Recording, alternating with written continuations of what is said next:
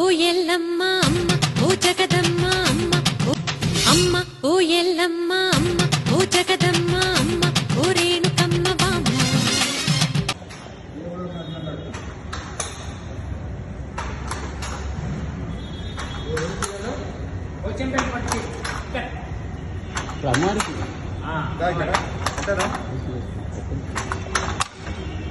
అమ్మవారి గుడిలోనే పోచంపల్లి పట్టు చీరను నేస్తున్నారు.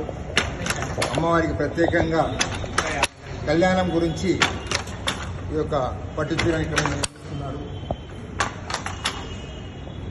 ఒక చీర వచ్చేసి 4 రోజులు పడుతుంది దయచేసి, అంతేనా నాన్న?